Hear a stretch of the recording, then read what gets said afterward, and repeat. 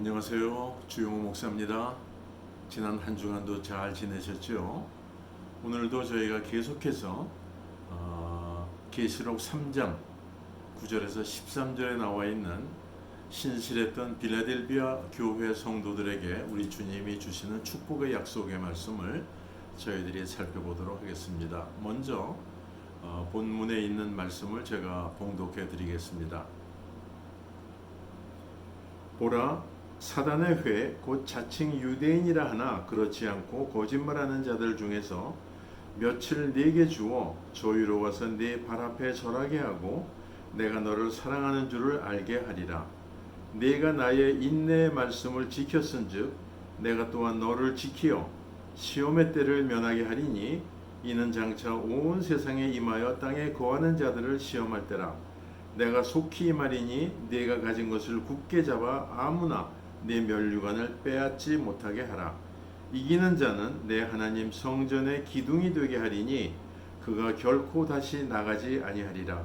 내가 하나님의 이름과 하나님의 성 곧 하늘에서 내 하나님께로부터 내려오는 새 예루살렘의 이름과 나의 새 이름을 그 위에 기록하리라.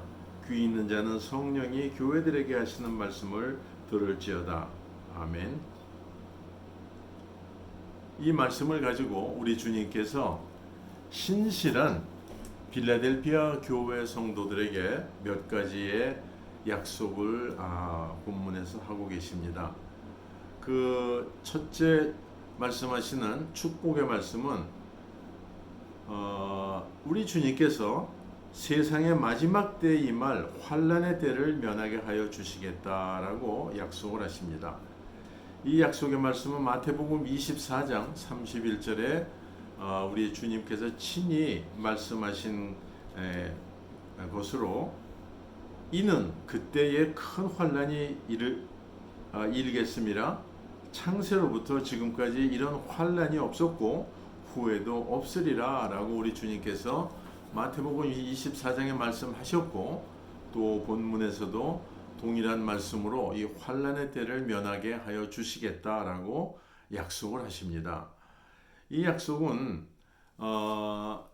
요한계시록 13장에 어떠한 또 다른 그 이름이 있냐 하면은 666이라는 사탄의 표를 믿지 않는 자들과 세상에 있던 자들에게 환난의 때에 그들의 이마나 손목에 이것을 기록하겠다라고 하는 기록이 된다 하는 이 성경의 말씀에 의하여서 그것을 행여나 자기 자신이 그 환난의 때를 지나면서 이 엄청난 이 일을 당하는 것이 아닐까 두려워함이 있는 분들에게 우리 주님이 친히 약속하시는 가장 확실한 말씀입니다.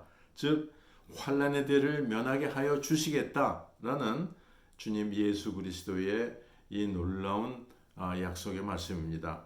우리가 성경의 비슷한 예를 보면은 그 노아의 방주 때를 우리가 생각해 볼 수 있습니다.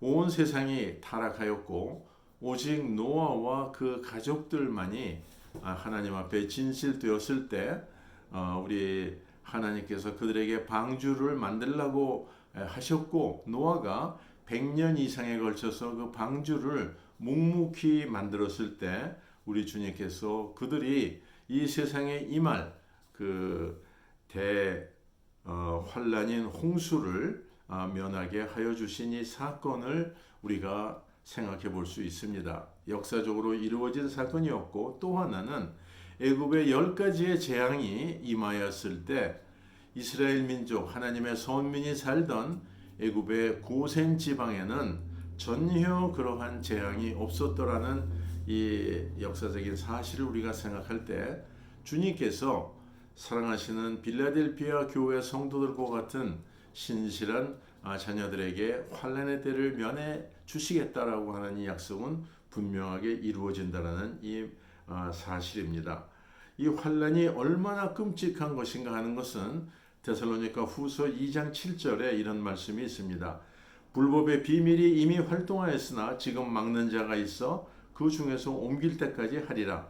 그때에 불법한 자가 나타나리니 이런 말씀을 하고 있습니다.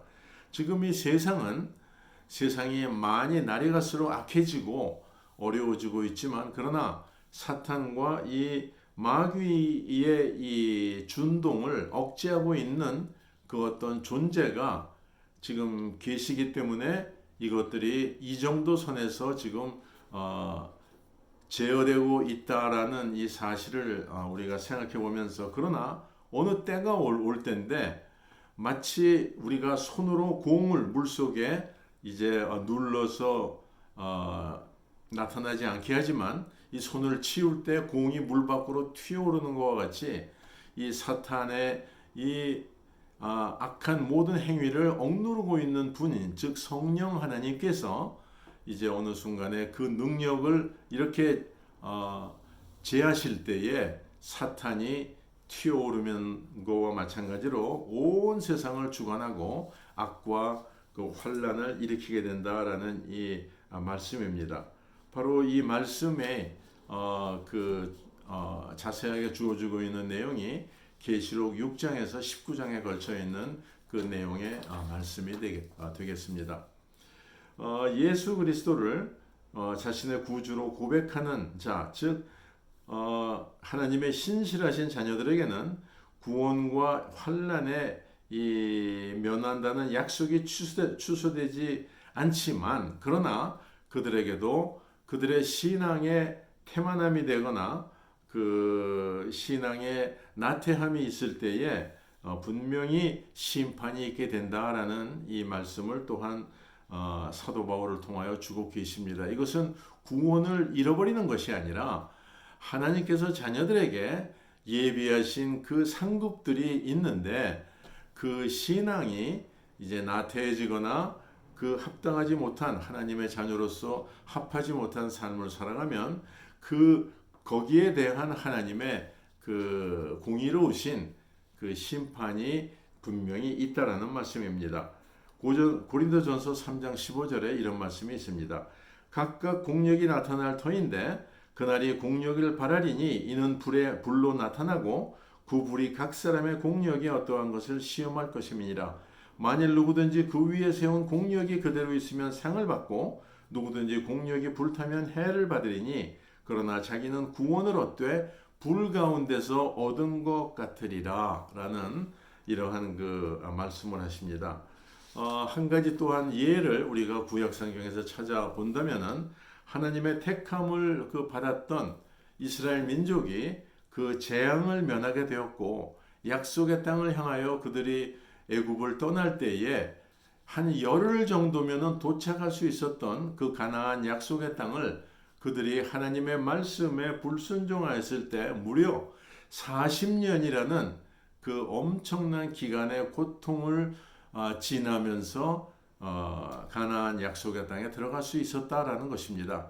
열흘이면 갈 수 있었던 거리를 무려 40년을 거쳐서 가게 된 이 사실을 볼 때에 우리가 이 받은 놀라운 이 하나님의 자녀라는 축복을 어떻게 간직해야 할 것인가를 보여주고 있는 것이겠죠.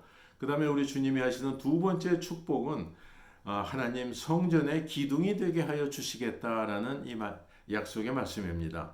이 기둥에 대하 성전 기둥에 대하여 말씀하는 것이 열왕기상 7장 21절에 이렇게 말씀을 하고 있습니다.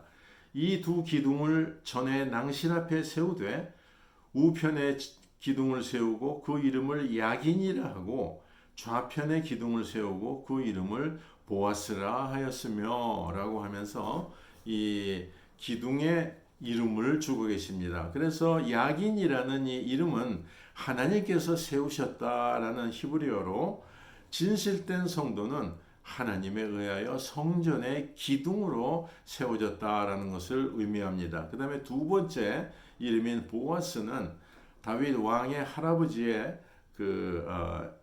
외할아버지의 이름이었던 이 할아버지의 이름이었던 보아스는 하나님 안에서 능력이 있다라는 이 이름으로 진실된 성도는 비록 이 세상에서는 미크로와 같은 지난주에 보았던 그러한 아주 보잘것없는 능력을 가지고 살 수도 있겠지만 그러나 세상의 어느 것도 감당할 수 없는 하나님의 능력을 소유하고 있는 그러한 복된 자가 된다라는 이 말씀을 보아스라는 이름의 이 하나님 성전의 그 기둥의 이름을 통하여서 주고 계십니다. 하나님의 전은 우리가 가시적이고 외면적인 면에서 생각해 볼 수 있고, 또 하나는 눈에는 보이지 않지만 내면적인 면에서의 하나님의 성전, 기둥이 세워지는 성전을 우리가 볼 수가 있습니다. 외면적인 면에서 하나님의 전은 오늘날의 교회와 같이 그곳 어느 곳이든 하나님의 이름으로 모이고 하나님께 진정한 예배를 드려지며 그리고 하나님의 진리의 말씀이 선포되는 곳이면 그곳이 바로 하나님의 전이다라는 이 말씀입니다. 그것이 어떠한 장소적인 고정된 곳이 아니라 그러한 곳이 어디면은 그곳이 바로 하나님의 성전이고 그곳의 기둥이 되는 축복을 소유하고 있다는 말씀입니다. 두 번째, 내면적인 하나님의 성전은 한 성도의 마음속입니다. 그곳에서 하나님의 이름이 그의 마음이 경외하고 그의 영혼이 하나님을 찬미하고 그의 영혼이 하나님의 말씀을 사모할 때 그는 바로 하나님의 성전이고 하나님의 성전의 기둥이 된다라는 이 말씀입니다. 그래서 이 하나님의 이름과 말씀에 충실한 자는 하나님의 성전이 의미하는 하나님의 임재하심이 결코 떠나지 않은 그러한 복된 존재가 된다는 말씀입니다. 그리고 또 하나님께서 우리 주님께서 주시는 이 축복의 세 번째는 이기는 자에게는 세 개의 이름을 주시겠다라고 약속을 하시는데, 첫 번째는 하나님의 이름을 주시겠다. 즉 하나님의 자녀임을 선포하겠다는 말씀이고, 두 번째는 새 예루살렘의 이름을 주시겠다. 즉 천국의 시민권자를 소유한 자라는 이 말씀을 증명하는 것이고, 세 번째는 주님의 새 이름을 주시겠다. 주님의 새 이름은 요한계시록 19장 16절에 우리 주님이 재림하실 때 그 이름이 언급되고 있습니다. 그 이름은 만왕의 왕이요 만주의 주다라는 주님의 그 새 이름을 새겨주시겠다라는 것입니다.